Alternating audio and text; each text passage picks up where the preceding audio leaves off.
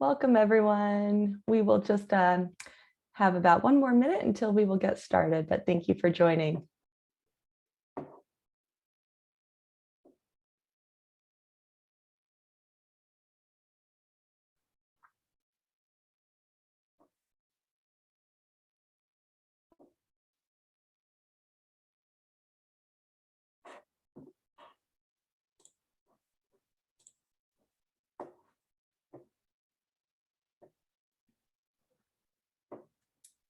Hi, everyone. Welcome to the UAV for Payload Delivery Working Group's webinar on collecting the right data, the Drone Evidence Generation Toolkit.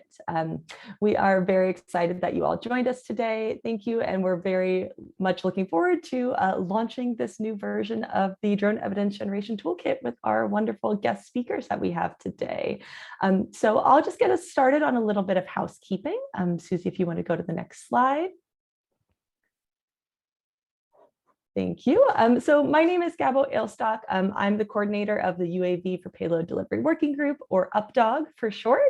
I will be your host today. Our webinar is going to be an hour, about a 40-minute presentation, then a 20-minute Q&A. This webinar is being recorded, and the recording will be available on updog.org in about a week in our resource library, as well as emailed to all of you who joined today. And we have a couple of ways that you can participate in that discussion today. So the first way that you can participate throughout the discussion is non-verbally through the question and answer feature at the bottom of your screen.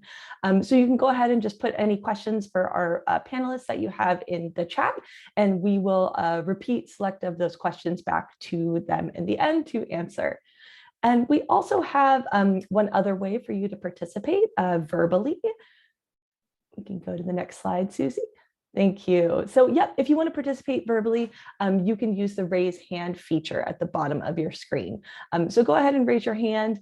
I will unmute you. You'll get this little pop-up that says unmute now, and you can go ahead and ask your question and then mute yourself again.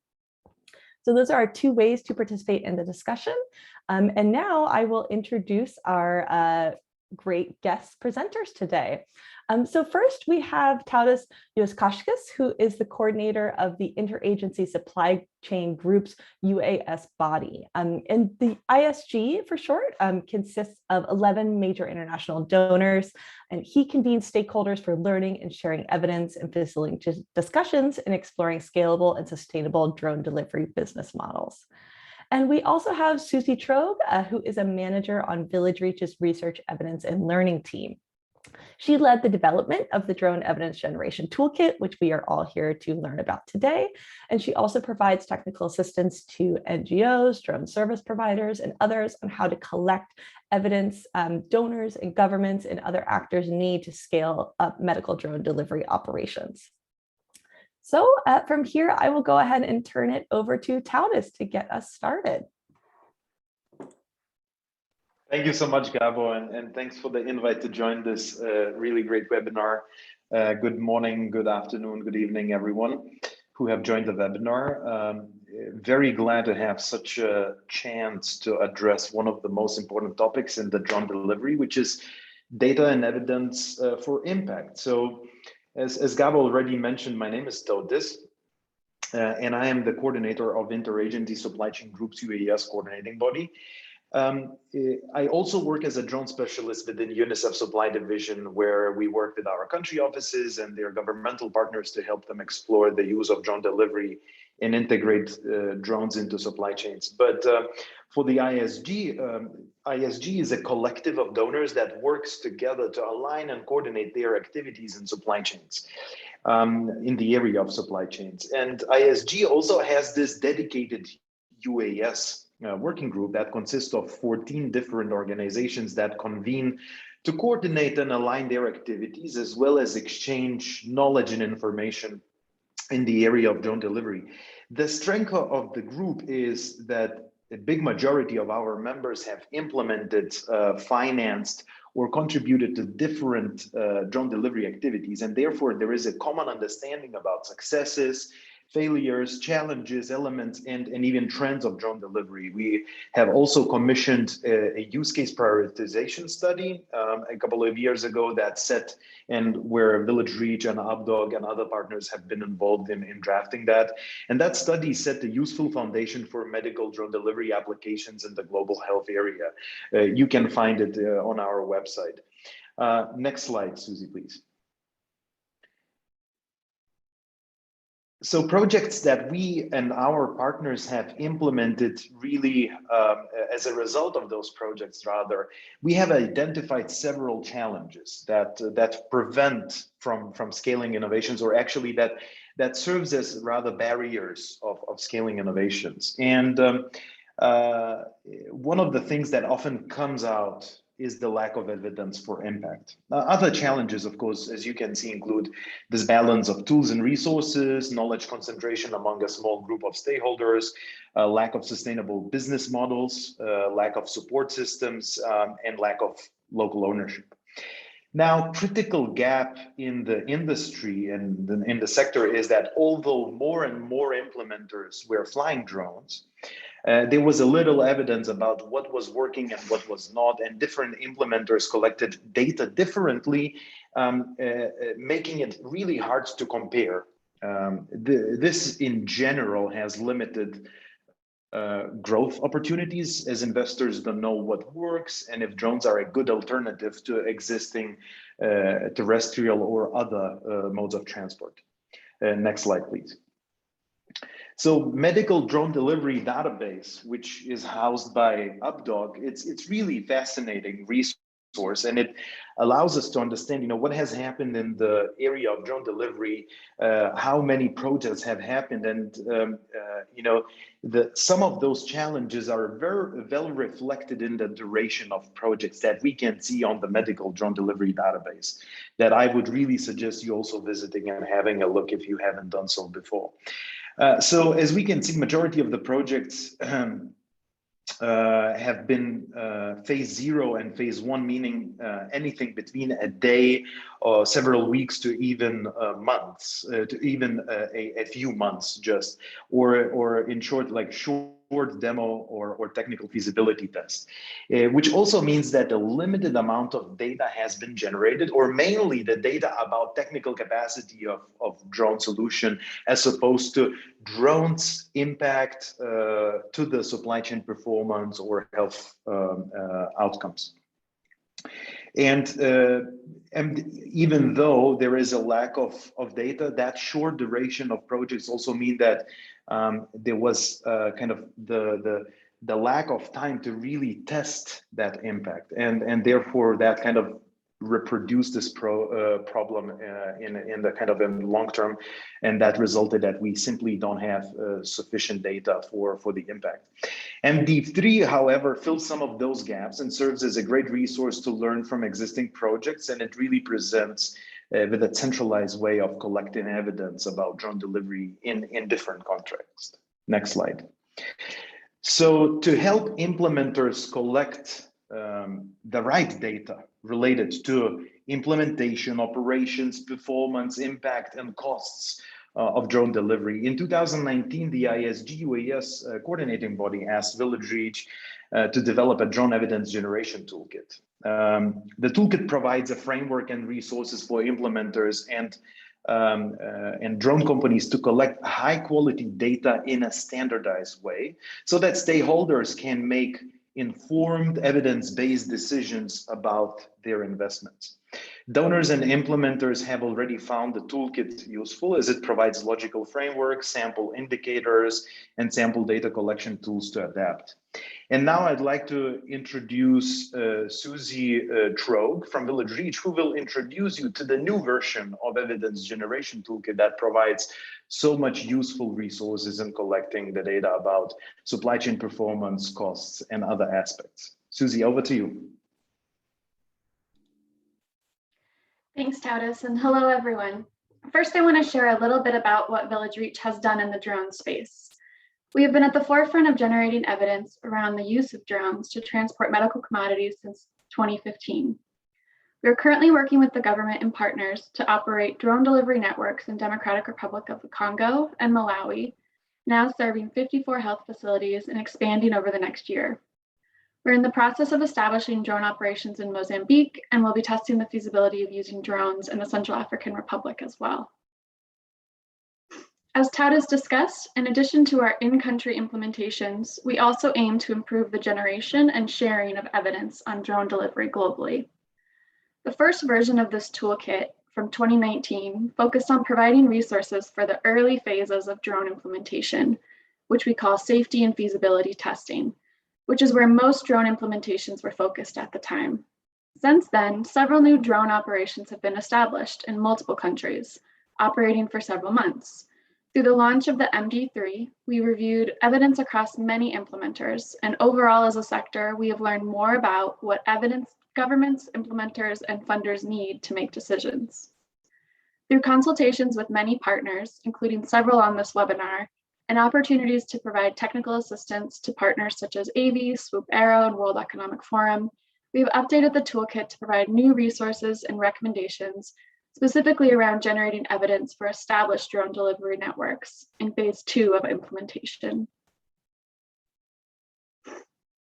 The new version of the toolkit is a PDF with an interactive design so that users can navigate within the document directly to the resources that are relevant to them.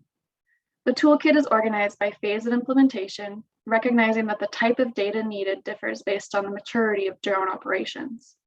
A decision tree is available to help users select the right phase for their project. Once a user has read through this introduction, they can navigate directly to the appropriate phase, where they'll find the logical framework, illustrative indicators, sample data collection tools, and case studies illustrating real-world experience. All of these tools can then be adapted to an individual user's own needs. The first resource in the toolkit, as I mentioned, is the implementation roadmap. Here you can see the 3 phases we use in the toolkit. The first phase is safety and feasibility testing. In this phase, implementers conduct a series of drone test flights over a few days or weeks. In some cases, this phase may not be needed, particularly if drones have been used to transport medical commodities in the past, or phase 1 may be combined with phase 2. In phase 2, a drone delivery system is established and operated for several months, typically supporting 1 to 2 districts or areas, to demonstrate the effect of drones on the identified supply chain challenges in comparison to ground transport. Then in phase 3, drone delivery models that have been proven effective in comparison to ground transport are scaled to maximize their impact.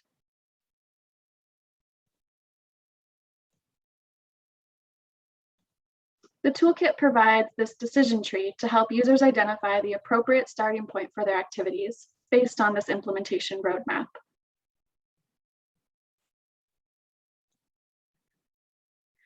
In the updated version 2 of the toolkit, we have updated the logical framework for all of the phases, which implementers can use to guide the design of their projects.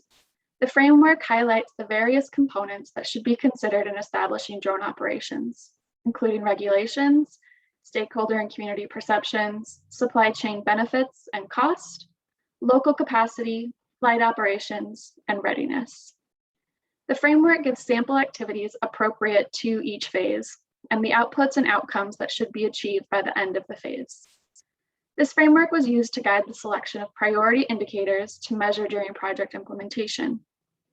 Implementers should track progress toward achieving all of the components of this framework. In the next few slides, I'll go into more detail on what we recommend around measuring supply chain benefits and costs and tracking flight operations in phase 2. During phase 2, drone operations are established in multiple sites and operated over the course of several months. Governments, implementers, and funders need evidence of how drone operations compare to the status quo. We recommend collecting data at baseline and 6 to 12 months later on supply chain performance, including commodity availability, stockouts, or sample turnaround time, depending on the use case, as well as supply chain cost, looking at total annual supply chain costs, including transport, warehousing, procurement, and management, Total supply chain costs will enable evaluators to explore the effect on costs more broadly, as the effect of drones is expected to reach beyond just transportation costs. To enable appropriate comparison with other supply chain transportation, we recommend presenting the results also as cost per kilometer traveled, kilogram transported, and unit transported. Evaluators should also look at expected health outcomes, which might include the number of fully vaccinated children or the initiation of HIV or TB treatment, depending on the use case. Looking at both supply chain performance and cost enables an initial assessment of cost effectiveness so that decision makers can compare drones with other alternative solutions. It's important to note that this type of data collection requires supply chain monitoring and evaluation expertise, as well as supply chain costing expertise. Implementers should request, and funders should provide, sufficient budget to carry out a quality evaluation, including time for adapting existing data collection methodologies and tools, and for analysis and interpretation of the results. The toolkit provides standard indicators, as well as a sample protocol and tools VillageReach used in DRC, as well as references to guide the user to the USA Deliver Guide to Public Health Supply Chain Costing methodology.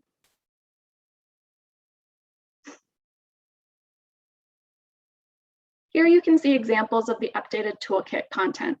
Users can review a list of potential indicators and identify those that are relevant to their project. This list should serve as a starting point, and the selection of what to measure during the project should be made in consultation with stakeholders. Users will be able to click on each indicator in the list and access a table defining how to measure it, then click on a sample data collection tool and access a sample tool that can be adapted for their use.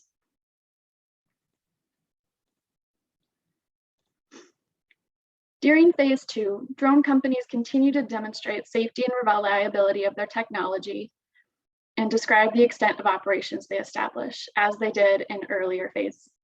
We recommend that drone logistics providers collect and compile aviation data, including the number of flights completed successfully and the number of incidents reported, as well as data relevant to the supply chain, such as the number of deliveries made, number and types of products delivered, and the number of health facilities served.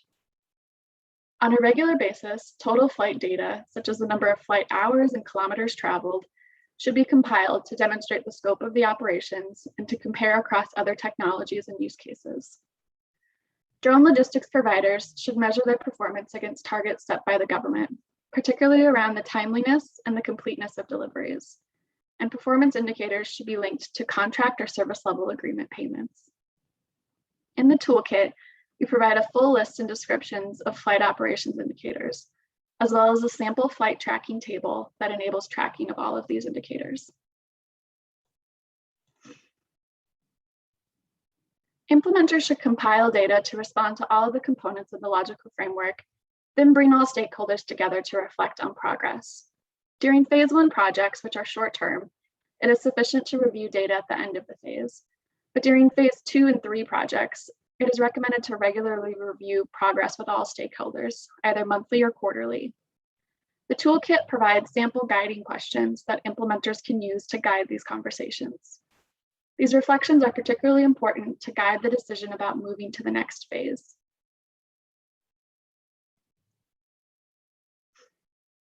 We have received positive feedback from partners we have worked with to develop and update the toolkit. I want to share 2 of those brief user stories. The first comes from Manon Taylor of AV Drone Logistics.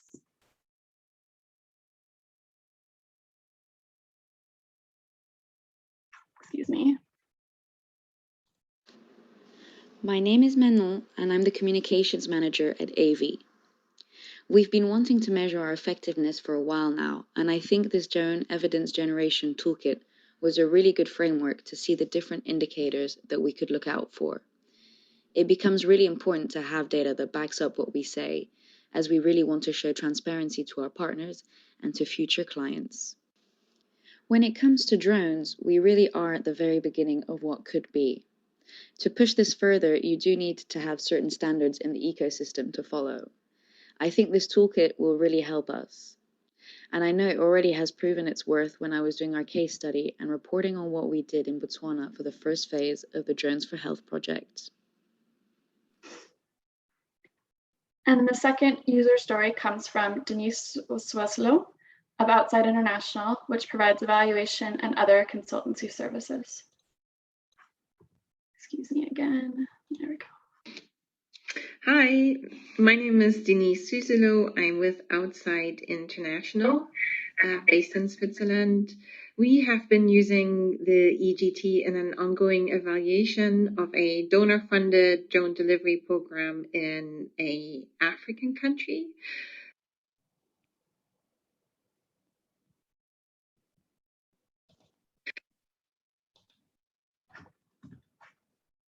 Sorry, one moment, please. Hi, my name is Denise Suselo. I'm with Outside International, based in Switzerland. We have been using the EGT in an ongoing evaluation of a donor-funded drone delivery program in an African country. The project has been ongoing for a few years now, and what I have found particularly useful is the use of the roadmap as a framework to, first of all, help pinpoint the current stage of the implementation that's been ongoing, and then also to help understand what types of investments are needed to move the entire implementation from where it is now into the next iteration. So yeah, thank you so much for letting us use it. It's been super helpful for this, and I'm excited to see it out there. Thank you, and sorry for that slight technical difficulty there. To build on this progress and to contribute to a growing body of evidence in the drone sector, we need all implementers to consult the toolkit during project planning, implementation, and closeout. During project planning, we recommend using the logical frameworks in the EGT as a starting point during project design, requesting sufficient budget for human resources and data collection for evaluation, particularly during phases 2 and 3. If you're a drone provider, you should set up your flight tracking to collect all necessary operational data. During implementation, we recommend consulting the logical frameworks, indicators, and tools during evaluation design. This saves time for evaluators and ensures that results will be comparable with other evaluations using the same approaches. Contractually obligating drone providers to collect and report comprehensive flight tracking data. Using the guiding questions in the EGT to help facilitate reflection with stakeholders for continuous improvement and before moving to the next phase. Once our project or phase has finished, we recommend submitting project results to the MD3 in a timely manner to share with other implementers and contribute to the knowledge base around drones, and sharing your experience, contributing resources you develop for your own projects, providing input and feedback into the toolkit, and providing case studies to help others in the sector.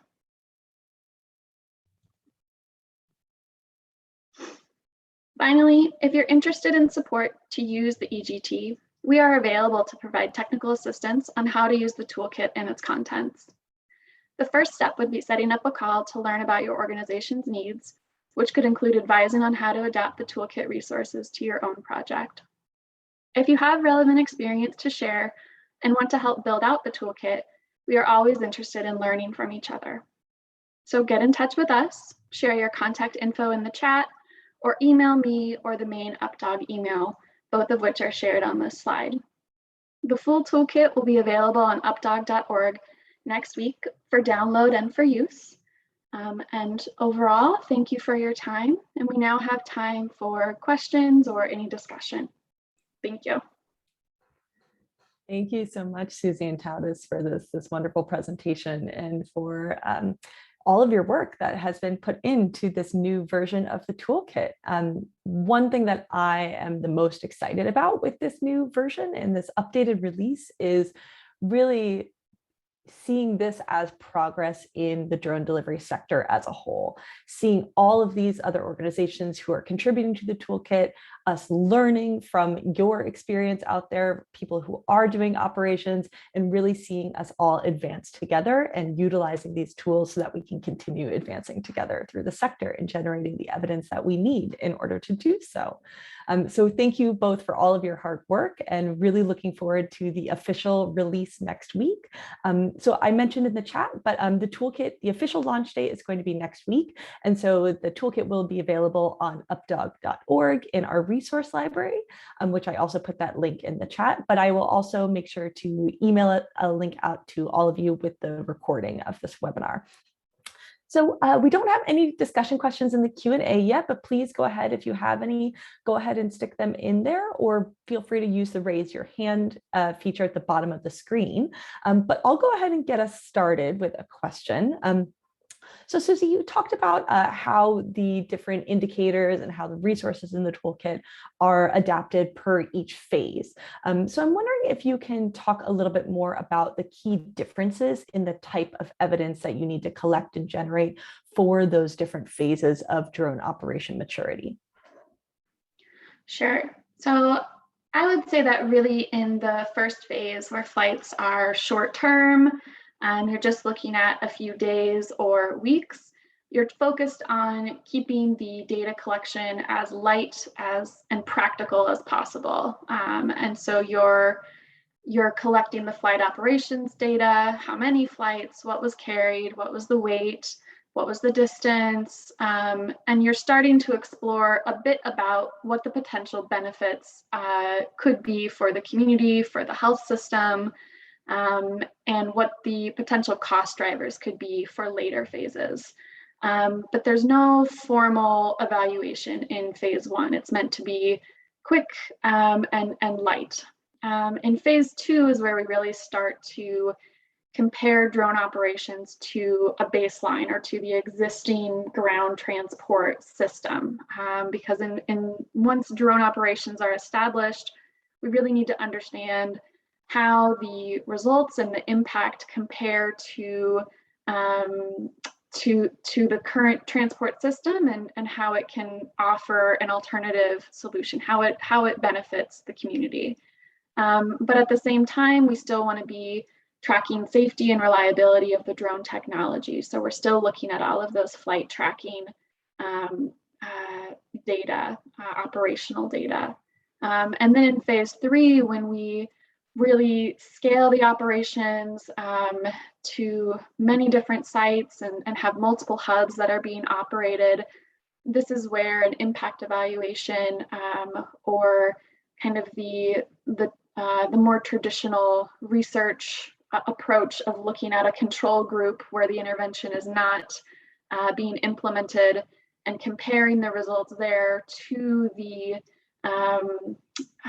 drone operations. And what's really important there is that a certain level of expertise is needed in order to understand how to design that type of evaluation.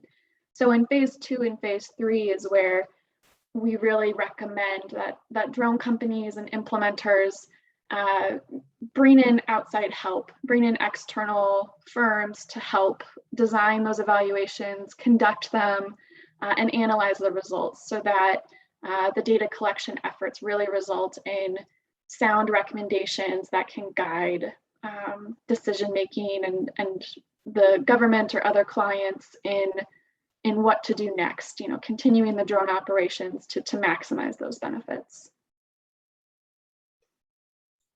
Thanks for that. It makes perfect sense, right? Your drone operations are maturing, as well as your evaluation type and experience also matures alongside those drone operations. So thanks so much for that. We have a question from Timothy from World Economic Forum. Have you gotten any responses or any information from the governments in terms of what data they care about the most, and how was that woven into the new version of this toolkit? Yeah, I think that's an excellent question. And I think that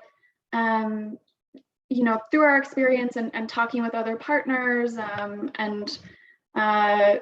it's clear that the government different ministries within the government have different interests. The civil aviation is very interested in, obviously, the flight operational data around safety, number of flights, what's happening with the flights.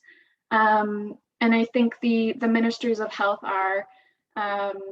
are particularly interested in what are drones doing for product availability? What impact are they having on the supply chain?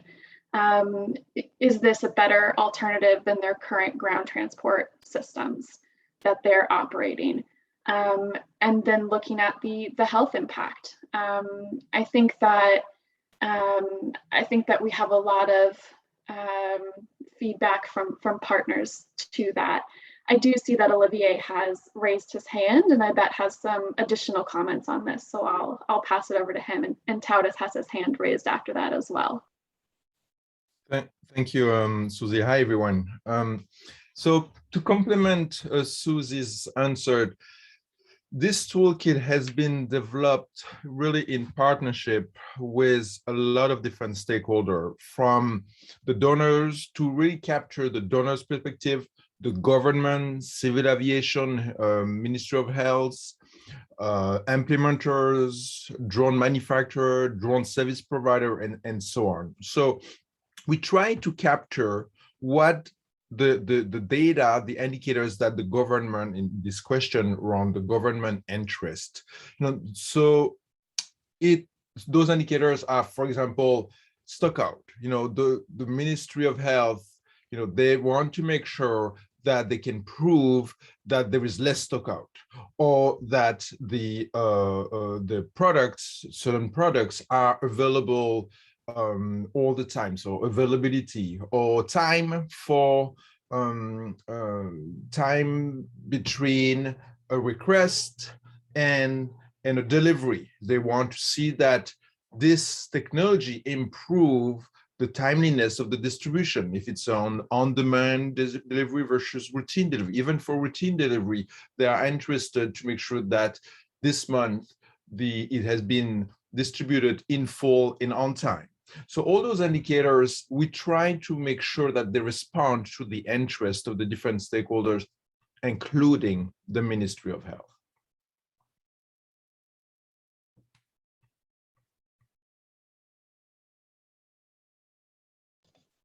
Sorry, if I can just come in for brief seconds. Yeah, I think even taking a step further, one of the first questions I always receive from governments, and we work with quite many of them in different regions, is how much does it cost? And cost information is extremely important. I think there is less and less disagreement around the fact that drones can do, because they have proven to do things, but or to deliver commodities and deliver them fast. The question is, can they do in a cost-effective manner? And I think this toolkit, especially the new version of the toolkit that introduces operational, supply chain performance, impact, and cost indicators for the implementers, I think that's the package of indicators that can help you answer the cost effectiveness questions, which are needed for policy making at the local level, as well as for the advocacy for funds, be it the governmental spending, but also the donor funds. So I think cost is a very, very important aspect of that. Over. Great, thanks everyone for that. We've got a couple more questions rolling in from the chat now. So we have one here from John, sorry, I'm just scrolling back up to it. And so John says, I'm interested in data sets such as C2, RSI, and packet loss, talking a lot more about the connectivity of the drone technology itself. Basically all the log files from, I think FC is flight control, maybe? I'm not sure what that acronym is. So is this included in phase 3? So I'll go ahead and tackle that one. So those type of really granular details about the drone technology itself are a little bit less focused in phase 3 and in the evidence generation toolkit itself. but we do have some of that data collected in the medical drone delivery database. And I think what we have found is that type of granular information about the technology itself is kind of a little bit less, I don't want to say less important, but maybe less necessary to make evidence-based decisions on in those later stages, because that type of technology, those type of answers really should have been worked out in the earlier stages of your implementation. So kind of documenting what type of connectivity works and how that technology is suited for that specific context. But John, if you have any other comments on that, feel free to raise your hand, and happy to take any more around that. Unless, Taudis, do you have any, or Olivia, anything else to add about that one? All right. So I will now go to a question from Michael. Curious to see how business cases and business models and partnership have been evaluated in the toolkit. What and how we can measure what kind of partnerships are seeking success, like, if it's a telecom and logistics company, or maybe if it's a fourth party logistics company and a drone technology provider directly partnering. So Susie, and I'll actually turn that over to all of you, but maybe we'll start with Susie first. Yeah, I'm happy to start with me, just to say that this question around evaluating partnerships, I wouldn't say that the toolkit really evaluates the quality of those partnerships. There is emphasis on developing these business use case models and the importance of these to inform readiness to progress to the next phase. But I think that, we don't really address how to evaluate, the quality or the operation of these partnerships. But it's a very important question. And so I wonder, Taudis and Olivier, if you want to talk a little bit about it more broadly, if it relates to the toolkit or more broadly. Yeah, go ahead. Taudis has his hand up. Yeah, sure. And this is really great question by Michaela. And I agree with you, Susie. I think that the focus of the toolkit is a bit more on the kind of operations, performance, impact, and costs. Although I think this is a good idea for the next iteration of the evidence generation toolkit, because I think the going back to this challenges of scaling innovations, the lack of sustainable business cases is one of the things that we keep coming back at and discussing it over and over again. And I think one of the things that our group is doing actually as we speak, and at the moment, we are kind of going into more discussion about private sector engagement and what types of private sector engagement strategies, activities we have utilized so far. What are the potential gaps existing in that kind of sustainable business case, and where we as donor community and a community of international organizations can really help support governments become stewards of their supply chains when it comes to drone delivery. And of course, the question is much bigger than us, because it really relates to entire public health supply chains. But I think we are trying to at least target that kind of drone delivery element, where we could be able to, provide technical assistance, resource to the governments in understanding what type of mechanisms are the best to utilize when it comes to the business case. And what I think one of the biggest thing is financing. What are the financing models to support the drone integration into supply chains? Over. Yeah, if I can jump in here, this toolkit and the output, the data coming out of that toolkit is going to enable the discussion around how to set up a successful partnership.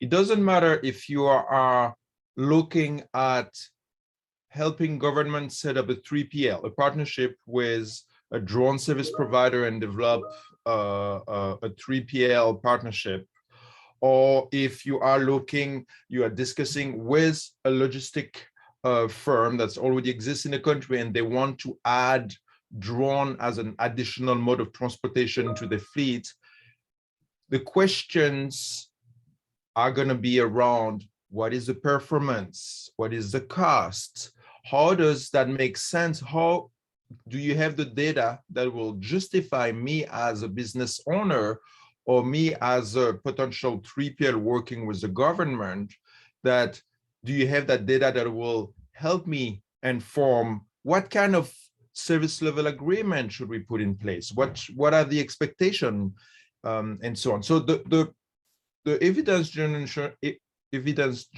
toolkit is an enabler, provide the data to start those discussions and explore partnership. Now we can go, that's its own topic around what are the business model partnership type that's out there that are successful or not.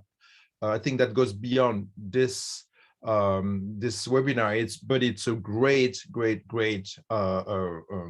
topic that a lot of the partners that are present here, including VillageReach, are starting to explore and starting to test in various environments. So thank you for the question, and I hope between Tadas, Susie, and I, we help answer your question. Yeah, and just to add a little bit more onto that, like we mentioned in the beginning, you know, this toolkit is really following how advanced and how mature the sector is growing. And so we are putting in new resources to the toolkit as we figure these things out together and as we evaluate them ourselves, and utilizing your experience as this community in order to build these tools. And so I think this is a really great place for this toolkit to keep looking at for the future and for a next iteration of this toolkit, once we do find out how you all are evaluating if those partnerships are successful or not. So I really encourage you, if you are thinking about that already, if you are doing that already, to get in touch with Susie or to get in touch with me at UpDog, so we can start integrating those learnings into the next version of the toolkit, and for all other topics as well too. So yeah, thanks for that question.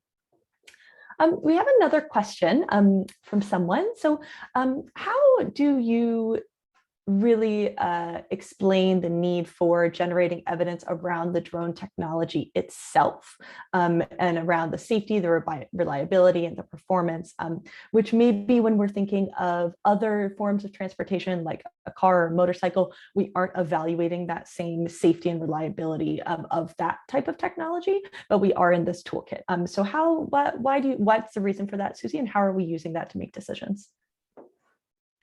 And I think the reason for that is drones are they're a newer technology. And they're, as Tadas pointed out at the very beginning of the toolkit, you know, our own MD3 only shows a couple examples where drones are being used longer term, ongoing use, and certainly the same can't be said for trucks, cars, and motos. You know, there are many more examples where they're being used for years and decades. And so I think it's just the novelty of the technology, and in partnership with Civil Aviation Authority, finding out what their you know, their data requirements and their evidence needs are. They still have a need for additional evidence about the reliability of the technology. I think that what we're finding is that it is a reliable and safe technology, and particularly in comparison to some of the ground-based transport in some of these limited resource environments. I see that Olivier has his hand raised as well, and likely has some additional comments. No, I think I just want to say that 70 years ago, and I actually did a presentation a couple of years ago when we compared when truck were introduced into supply chain in sub-Saharan Africa, and about 70 years ago, and drone, we are going through the same process. There were studies to evaluate the safety, the feasibility, the performance, the cost of introducing truck into a supply chain. So it is, like you said, Susie, it's due to the novelty of the technology. There's still so much to learn, to define around, and that the regulators are committed to do. I think it's purely natural, and it did happen for the other mode of transportation, but 70 plus years ago, or 50 plus years ago. Yeah, and that ties in really well actually with Nigel's comment in the chat as well too, just sharing a reminder that having commitment from your drone service providers or your drone manufacturers to share incident data is a really important issue still, and it's actually something that this toolkit addresses in the flight operations portion of the evidence that's generated around incident tracking as well too. So that is still an important issue in our industry and is something that we are continuing to push for to be more transparent as well, so that we can evaluate the safety and feasibility of this technology, which, like Susie mentioned, we're actually finding out that it's quite reliable in the small limited number of evidence that we are getting in, but showing that reliability record is really important. And so that transparency is definitely an aspect of that. Olivia, is your hand still raised, or is that just the old raising of the hand? Old, all right, great. So I have a question from Craig next. Can you talk a little bit, Susie, about how the toolkit addresses if drones are a supplementary mode of transportation versus a replacement mode of transportation, or maybe how your logic frameworks can help you figure out how to track that sort of evidence so that we can advocate to donors and governments around how that technology is being integrated into the supply chain? Yeah, I think it's an important point that perhaps during the presentation, I may have oversimplified and said that we're comparing a drone system to a ground transport system, but really what we're doing is comparing before drones were introduced to the system once drones are introduced. And so when we look at supply chain costing or performance, we're not separating out just the drones themselves. We're looking at the kind of the system as a whole, the supply chain costs as a whole. So what are the if a combination of drones and trucks and bikes are being used, what is the total supply chain cost of that new system compared to the previous system? And that's how you can provide donors and governments that information they need to know, not just looking at switching everything to drones, because certainly nobody is saying, if your motorbike system works well, is cost efficient, and is providing, the benefits and results you want to see, don't replace that with drones. That's not what the sector is trying to say. It's trying to address actual supply chain problems, which, as Craig pointed out, is likely a combination of using these different methods of transport. And I think it also kind of highlights the need to really understand the supply chain as a whole when introducing a drone system and figuring out how drones can optimize that system. And so this toolkit provides a framework that can be used regardless of how that system is optimized to show what those effects are. Yeah, thanks, Susie. And just to add on that, which you did mention earlier, particularly around the supply chain cost of the system, that's why we mentioned that it's so important to evaluate the holistic supply chain costs, including the management, the procurement, the storage of the supply chain, because we do know that drones are only one individual piece of the system, and you might be missing the bigger picture if you're not evaluating the entirety of that system. So I think that will help with those arguments and those that advocacy that we're providing. But frankly, we don't have that data yet. And so we're hoping that with these toolkits that we are influencing others to collect that right type of data so that we can all make those, have that advocacy together. Go ahead, Olivier. Yeah, just additional complement of information. The governments are starting to operationally realize that drone is not a solution to be implemented anywhere, but only to introduce where the current mode of transportation are failing or are not reaching the level of performance expected by themselves or by the donors, and identifying those sites, the delivery sites where it's not working well or enough, and that's where they're thinking about introducing drone just for those sites.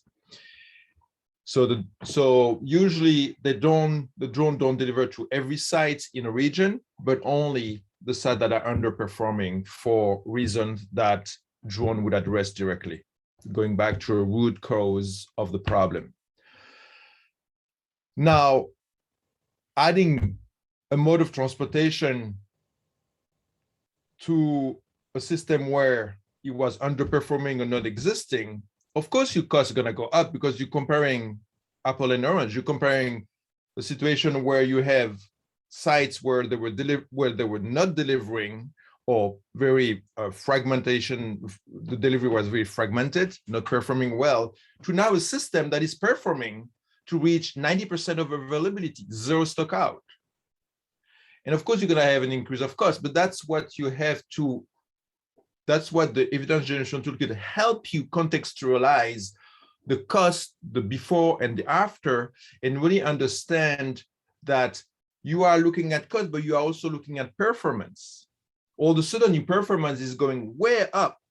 There is a cost with that, yes, but it's provide some context around this increase of cost that comes with an increase of performance, which is help a lot with decision around budget allocation within the government budget, but also with potential donors.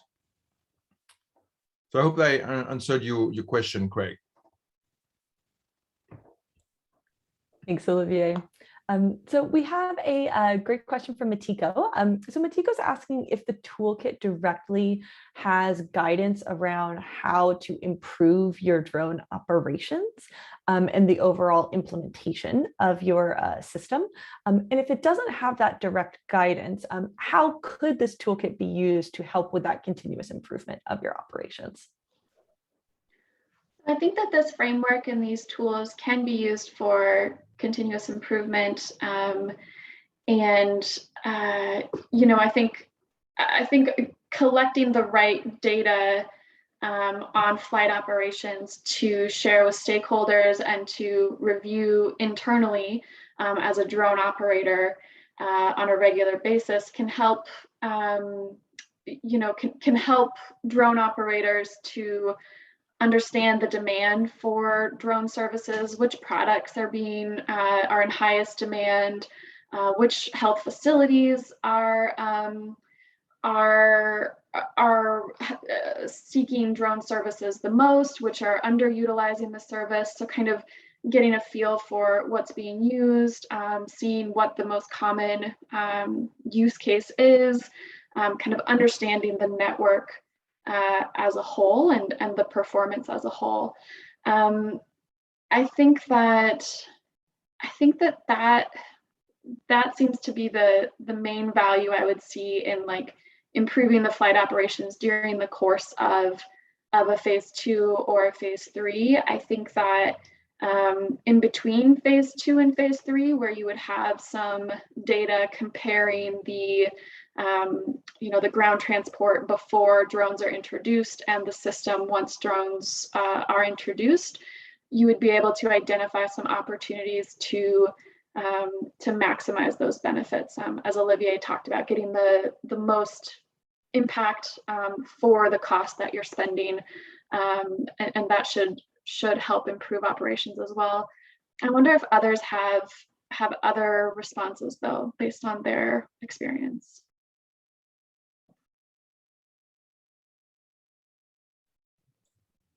Go ahead, Tadas. Yeah, this is a really good question. And I think, I mean, in the end of the day, the name of the toolkit is Evidence Generation Toolkit. So that I think it's up to the implementing partners, implementers, service providers, governments to really make the use of different type of evidence that can then help continuously improve the operations. There is already a lot of other resources that, you know, can potentially be cross-referenced into the toolkit that also help improve the operations. And I think some of those resources are the reports of the past activities that really share the lessons learned, useful lessons learned that can be useful learning purposes and improving operations. So yeah, over.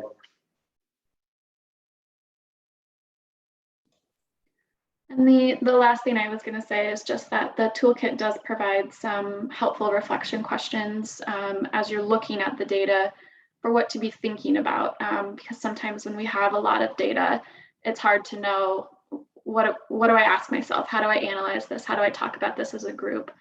So hopefully that can be a good starting point for some of those conversations, both for continuous improvement and at the end of each phase. Great. Thanks, Susie and Tadas, for those answers. I've got one more question for you, Susie, and then I'll turn it over to Olivier to close us out with a question if nothing else comes up in the Q&A. So from the implementers and the drone service providers that you have been working with to on this toolkit, what have been their primary challenges while generating this quality and quantity of evidence that is needed? I think a big challenge is, planning for the data collection from the beginning, and including this type of planning in project design when the budget is still being set and allocated for the project. I think several different implementers and people that we've consulted with in the process of making this toolkit have talked about how at the end of their project they wish they had collected baseline, for example, or they wish that they had responded to a particular indicator.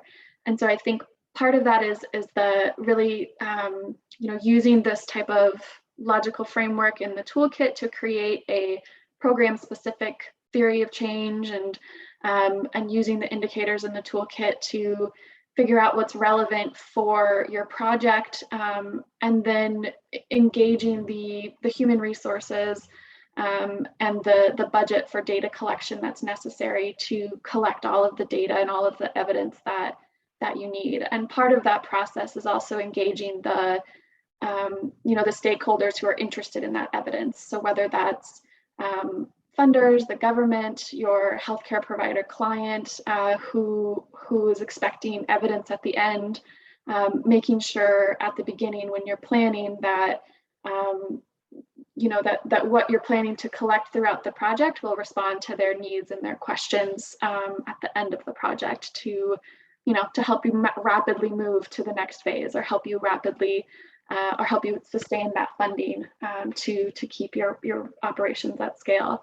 And so I think that some of those planning lessons were really big ones that came out.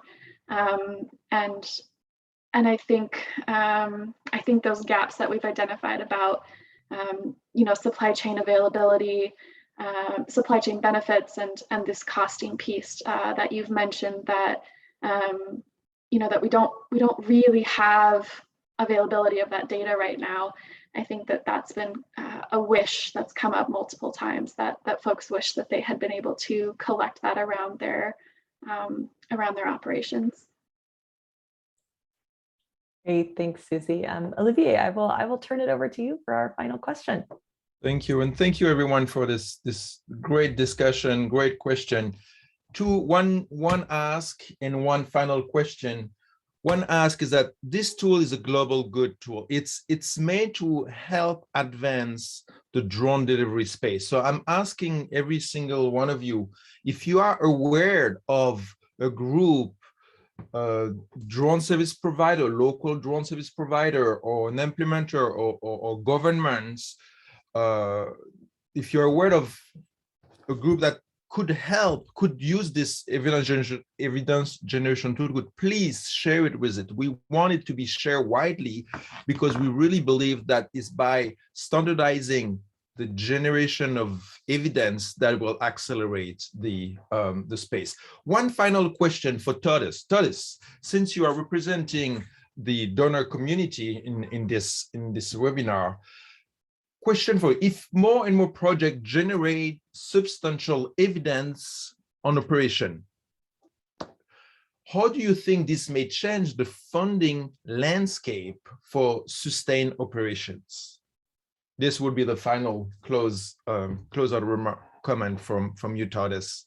So the pressure is on Easy you. one, Olivier, easy one. You were putting me on the spot as always. I'm in no position to represent everyone there, right? But I can definitely say this will greatly improve the chances of programs getting funded. However, I think we need to get back to the drawing board and say that the local ownership and country ownership is more and more important. And I think when government partners have a tool like this or evidence like this and data like this to back the particular decision to use drone delivery as a part of supply chain operations, I think that will greatly improve their chances in unlocking public spending, but also in attracting donor funds, and not necessarily institutional donors, but also other financing institutions that can provide blended finance and other financial tools to support innovative transportation solutions. So I think this is one of the big tools and very useful tools to increase the chances for funding of drone delivery, long-term drone delivery as a part of integrated supply chain. Great, thanks Tadas and Olivier. Well, we will end it on that with some good, hopeful optimism for the future that we can all use this toolkit and all advance and grow and get more and more projects funded sustainably and in the long term. So thank you so much, Susie, for all of your hard work developing this toolkit. And thank you to all of the partners who input into this toolkit, and for all of you that are actually doing the work out there that is resulting in this toolkit advancing as well too. And thank you, Tadas, for opening us up today and continuing to be a supporter of this toolkit and evidence generation in general. So like I mentioned in the beginning, the toolkit will be released next week. It'll be on updog.org in our resource library, and I'll also send it out with the recording of this webinar. So thank you all for joining today, and be in touch if you'd like to learn more about the toolkit. Thanks, everyone. Have a good rest of your day. Thanks, everyone. Thanks, everyone.